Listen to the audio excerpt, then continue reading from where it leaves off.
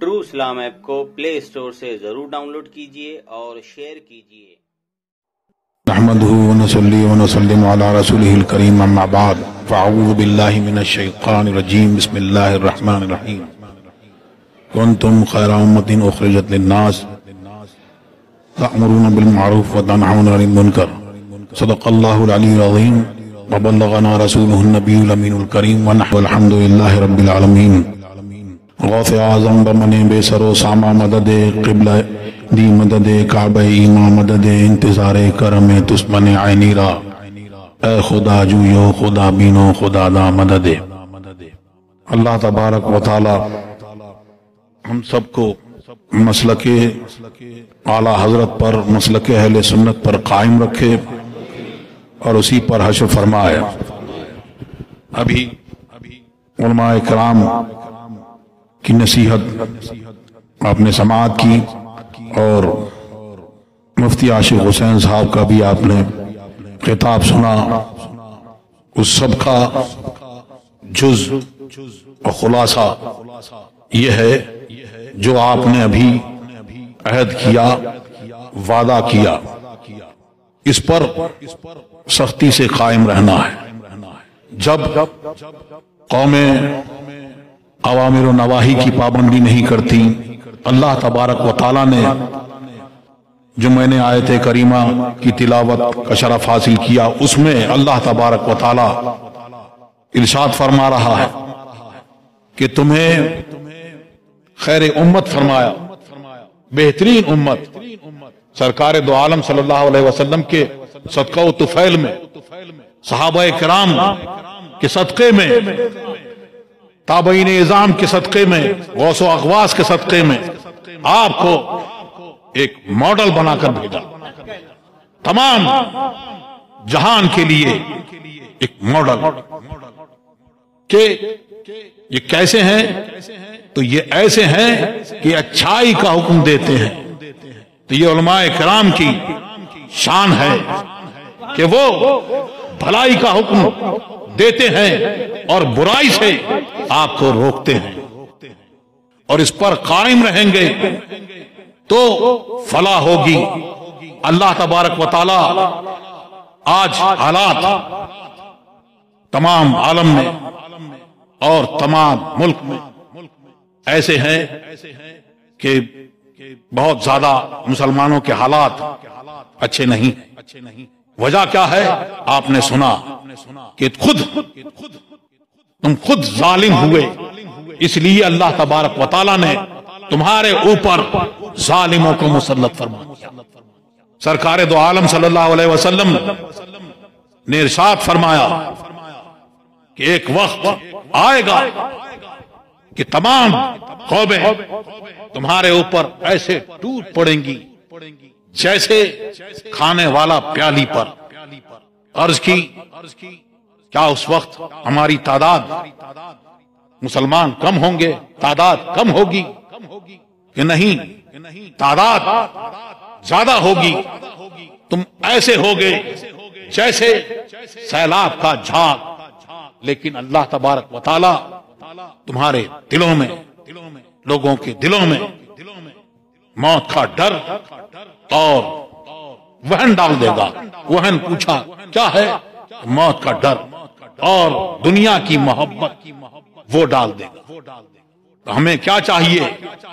اللہ تبارک و تعالی ارشاد فرماتا ہے کہ میں ہوں اللہ اور کوئی نہیں، میں بادشاہوں کا بادشاہ، میں بادشاہوں کا مالک، ان کے دل میرے قبضہ اختیار میں ہیں۔ آؤ میری بارگاہ میں آؤ اور مجھ سے توبہ اور استغفار کرو۔ آؤ گے تو میں ان کے دلوں کو تمہارے لیے محبت اور رفقت سے بھر دوں، اور اگر تم نافرمانی کرو گے تو پھر میں ان کے دل تمہارے لیے سخت کر دوں۔ اور اوامر و نواہی کی پابندی کیا ہے؟ امر بالمعروف نہی عن المنکر، کہ اگر نہیں کرو گے تو اللہ تبارک و تعالی کیا کرے گا کہ ظالم حکمراں مسلط فرمائے گا۔ پھر نہ تمہارے بچوں کا، بڑوں کا، کسی کا وہ خیال نہیں کرے۔ ابھی آپ نے سنا بہت آئے، آمان آیا، شداد آیا، چنگیز اور ہلاکو آیا، اور آپ نے سنا حضور غوث پاک کے وہ قادری بزرگ تغوار خان کے وہاں پہنچے اور انہوں نے وہی اسلام کی اس کو دعوت دی۔ اس نے کہا کہ تمہاری داڑھی اچھی ہے یا میرے کتے کی دم؟ انہوں نے کہا میں بھی اپنے مالک کا کتا ہوں، اگر میں اس کا وفادار ہوں اور اس کا کہا مانتا ہوں تو یہ میری داڑھی کے بال اچھے ہیں، ورنہ تیرے کتے کی دم اچھی۔ پھر آپ نے پورا واقعہ سنا اور پھر ان کو وقت آ گیا، پھر ان کے صاحبزادے وہ پہنچے، وہ بھی بہت نحیف تھے، دبلے پتلے تھے۔ بادشاہ نے بہت منع کرا کہ تاتاری پہلوان اس سے آپ کا مقابلہ نہیں ہو سکتا، لیکن آپ نے جب گئے اور ایک تماچا مارا، ایک ہی تماچے میں اس کا سر کھوپڑی دو ٹکڑوں میں۔ یہ کیا ہے؟ وہ سرکار نے جو فرمایا ہے کہ وہ حدیث قدسی جو ہے اس میں فرمایا کہ میں اس کی آنکھ ہو جاتا ہوں جس سے وہ دیکھتا ہے، میں اس کے بازو ہو جاتا ہوں۔ وہ یہ حدیث کی ترجمانی ہے کہ جو وہ سارے کام وہ ایسے کرتے ہیں کہ شریعت کی پابندی اور اللہ کے لیے سارے کام کرتے ہیں، جو محبت ہے دنیا کی وہ بھی اللہ کے لیے، اور کسی سے عداوت ہے تو وہ بھی اللہ کے لیے۔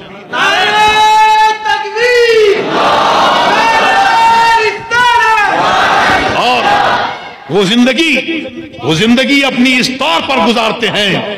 میں جس طرح سے تاج الشریعہ نے زندگی جینے کا فلسفہ بتایا اور فرمایا زندگی یہ نہیں ہے کسی کے لیے، زندگی ہے نبی کی، نبی کے لیے، نہ سمجھ مرتے ہیں زندگی کے لیے، جینا مرنا ہے سب کچھ نبی کے لیے۔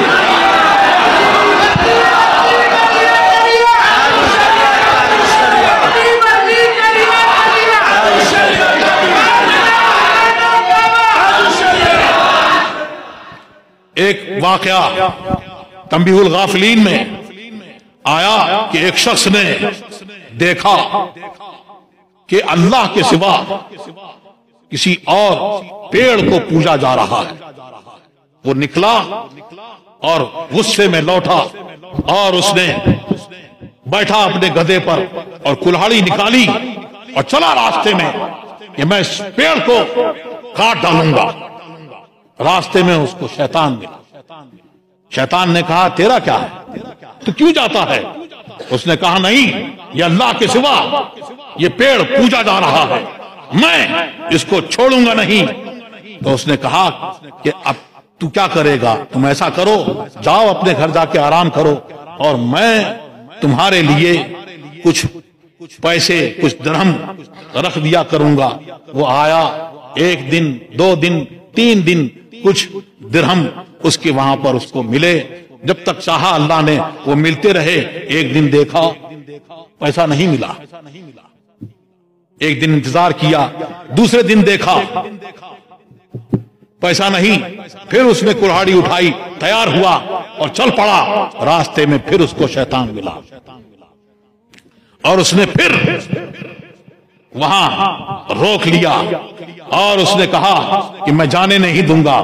سن، تو جو پہلی بار آیا تھا اس وقت جب تو نکلا تھا تو خالص اللہ کی وجہ، اللہ کے لیے نکلا تھا، خالصتاً لوجہ اللہ نکلا تھا۔ اگر اس وقت سارے لوگ، تمام زمین و آسمان کی مخلوق تیرے خلاف ڈٹ جاتی تو تیرا کچھ نہیں بگاڑ سکتی تھی، اور آج تو اپنے نفس کے لیے نکلا ہے، میں تیری گردن مروڑ دوں۔